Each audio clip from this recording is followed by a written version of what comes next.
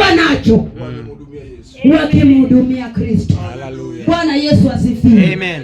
Kwa sababu waliona kweli huyu ni mtu wa namna gani ambaye ameweza kutuponya, ametutoa katika shida tuliyokuwa ndani.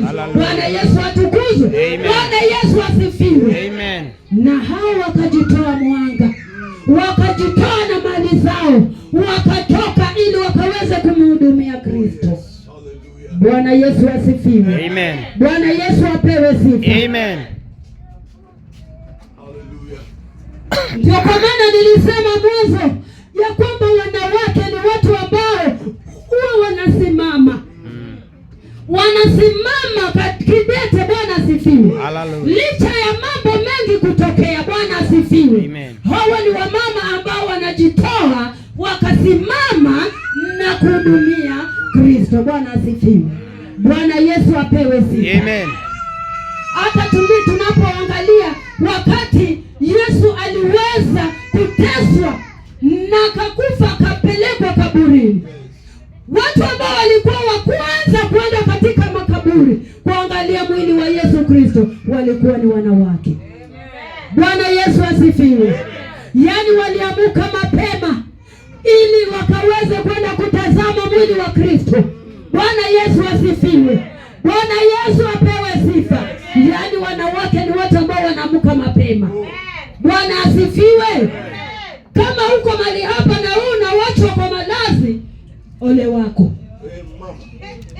Kama we ni mama na uko hapa na mume wako huwa anakuacha kwa malazi, ole wako. Bwana Yesu asifiwe. Bwana Yesu atukuzwe. Wanawake ni watu ambao wanaamuka mapema. Hallelujah. Kwa sababu shughuli zao ni za mapema. Bwana asifiwe. Yaani mwanamke ni mtu ambaye ako na akili. Bwana asifiwe. Bwana Yesu atukuzwe. Yaani mwanamke ako na akili kuliko mzee. Anaamuka mapema na tena yeye ndio wa mwisho kulala. Bwana Yesu apewe sifa. Mwanamke. Haleluya.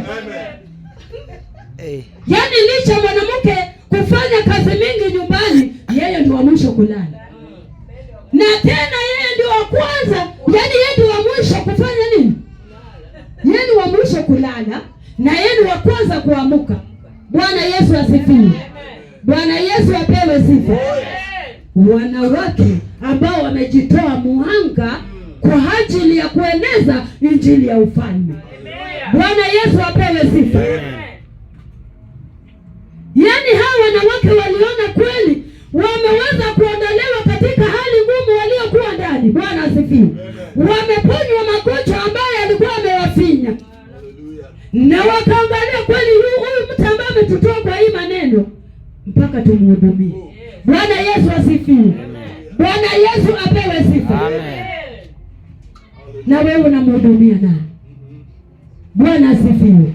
Kama Yesu Kristo aliweza kukufa kwa sababu yako, unahudumia nani siku ya leo? Bwana Yesu asifiwe. Unajitoa mhanga kwa sababu ya Kristo. Bwana asifiwe. Bwana Yesu apewe sifa. Hebu endelea na maandiko.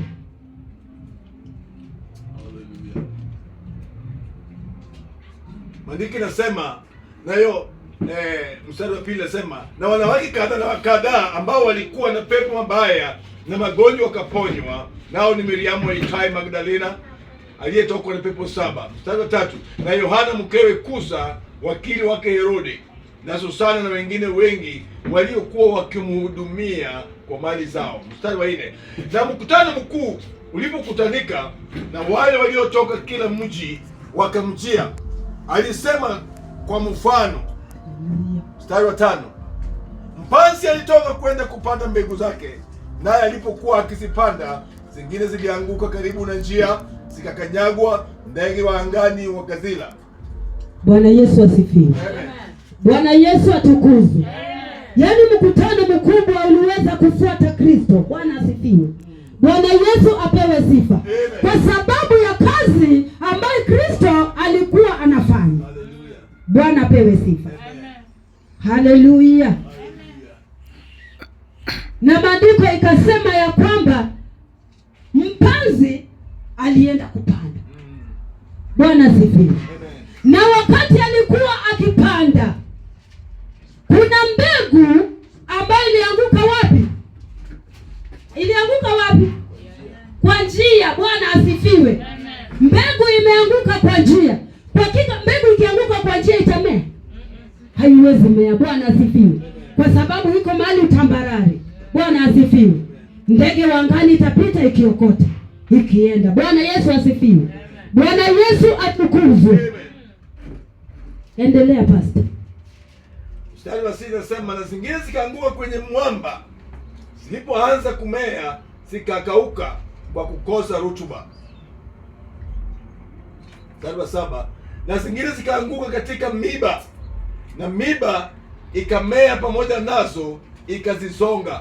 Haleluya. Amen. Bwana Yesu asifiwe. Amen. Ya kwamba mpanzi alipokuwa akipanda, kuna mbegu ambayo ilianguka katika mwamba.